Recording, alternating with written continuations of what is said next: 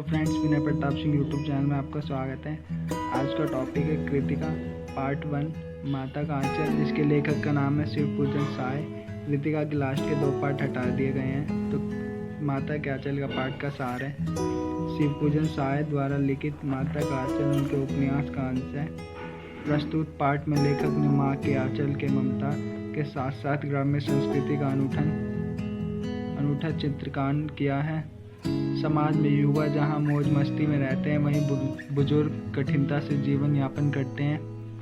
लेखक ने बताया कि पिता सुबह उठकर स्नान कर पूजा पाठ किया करते थे तथा वह लेखक तथा उनके भाई को पूजा स्थान पर बिठा दिया करते थे। वह अधिकांश अपने के साथ रहते। पूजा के बाद उनके पिता उनके माथे पर भभूत और तिलक लगाकर उन्हें भोलेनाथ कह के पुकारते थे।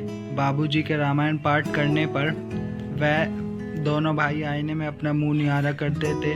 इसके पिता बाबूजी अपनी रामनामा बही पर 1000 बार राम नाम लिखकर पाठ करने की पोथी के साथ बंद कर रख देते थे। बाबूजी द्वारा गंगा में मछलियों को आटे की गोलियां खिलाते समय वह दोनों उनके कंधों पर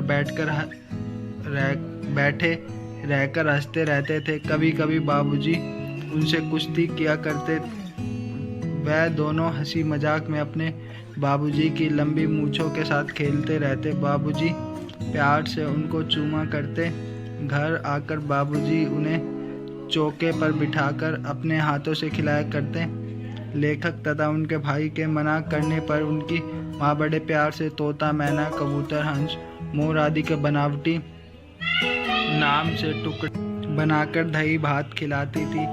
छक कर खाने के बाद वह नंग धड़ंग अवस्था में बाहर दौड़ पड़ते। कभी अचानक माँ पकड़ ले तो वह उनकी चोटी गूंथ कर, कुर्ता टोपी पहना कर ही छोड़ती थी। वह सिसकते बाबूजी की गोद में बाहर आते ही वह बालकों के झुंड के साथ मौज मस्ती में डूब जाते। वह चबूतर पर बैठकर तमाशा और नाटक किया करते थे। मिठाइयों की दुकान जिसमें पत्ते की पूरियाँ, मिट्टी की जलेबियाँ आदि मिलती लगाया करते थे। सभी बच्चों के साथ मिलकर वह घर बनाया करते, जिसमें तिनकों का छप्पर, दातुन के खंभे, दिए की कहाड़ी आदि रखे जाते। उसी घरौंदे में कभी पंक्ति में बैठ जीमने लगते। बाबूजी भी उनके पास चले। वह कभी बारात का जुलूस भी निकालते, जिसमें कनस्तर का तबूतरा, आम के पौधे के शहनाई बजती, टूटी चूहेदानी की पालिका बनी समधी बनकर बकरे पर चढ़ जाती। यह बारात एक कोने से दूसरे कोने तक जाती थी। कभी मित्र मंडली इकट्ठी होकर खेती करने लगती। इस प्रकार के नाटक वह प्रतिदिन खेला करते। किसी दूल्हे के आगे चलती पालिका देखते ही जोर जोर से चिल्लाना लगते। एक बार बूढ़े खदेलकर लेखक मंडली को ढेलों से मारा। एक बार रास्ते में आते हुए मूसुन तिवारी को बुढ़ावा बेईमान कहकर चिढ़ाया दिया। मूसुन तिवारी ने उनको खूब खदेड़ा। उसके बाद मूसुन तिवारी पाठशाला पहुंच गए। वहाँ 4 लड़कों से बैजू तो भाग निकला, लेकिन लेखक तथा उसके भाई पकड़े गए। यह सुनकर बाबूजी पाठशाला दौड़ते हुए पहुंच गए। गुरुजी से विनती कर बाबूजी ने उन्हें घर ले आए। फिर वह रोने धोना भूलकर अपने मित्र मंडली के साथ हो गए। उनके मित्र मकई के खेत चिड़िया को पकड़ने लगे। वह खेत से अलग होकर राम जी का खेत खा लिया चिरैया भर पेट गीत गाते रहे। कुछ दूरी पर बाबूजी तथा अन्य गांव के लोग यह तमाशा देख रहे थे।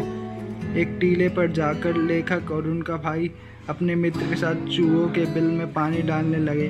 कुछ देर बाद उसमें से गणेश जी के चूहे की रक्षा के लिए शिव का सांप निकल आया। उससे डरकर वह लोग रोते चिल्लाते वहां से भाग चले। गिरते फिसलते कांटों में चलते वह सब खून में लथपथ हो गए।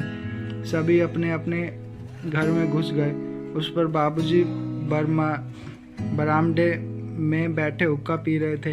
वह दोनों अपनी माँ के गोद में जाकर बैठ गए। डर से कांपते हुए देखकर लेखक की रोने लगी। वह व्याकुल होकर कारण पूछने लगी।